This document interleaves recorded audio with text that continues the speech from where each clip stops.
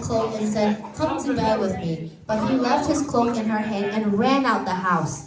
When she saw that he had left his cloak in her hand and had ran out the house, she called his household servants. "Look," she said to him, "this Hebrew has been brought to us to make sport of us.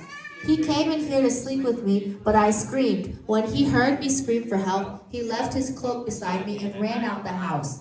She kept his cloak beside her until his master came home. Then she told him this story. "That Hebrew slave you brought us came to me to make sport of me. But as soon as I screamed for help, he left his cloak beside me and ran out the house."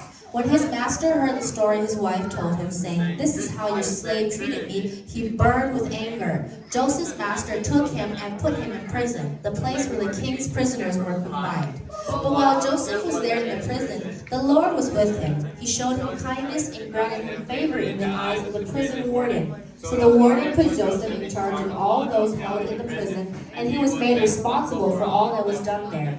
The warden paid no attention to anything under Joseph's care because the Lord was with Joseph and gave him success in whatever he did. Chapter 40.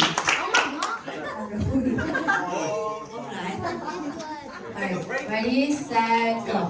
Sometime later, the cupbearer and the baker of the king of Egypt offended their master, the king of Egypt. Pharaoh was very angry with his officials, the chief cupbearer and the chief baker, and put them in custody in the house of the captain of the guard, in the same prison where Joseph was confined. The captain of the guard assigned them to Joseph, and he attended them. After they had been in custody for some time, each of the two men, the cupbearer and the baker of the king of Egypt, who were being held in prison, had a dream of the same night, and each dream had a meaning of its own.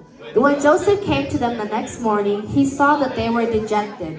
So he asked Pharaoh's officials who were in custody with him in his master's house, "Why do you look so sad today?" "We both had dreams," they answered, "but there is no one to interpret them." Then Joseph said to them, "Do not interpretations belong to God? Tell me your dreams." So the chief cupbearer told Joseph his dream. He said to him, "In my dream I saw a vine in front of me, and on the vine were 3 branches.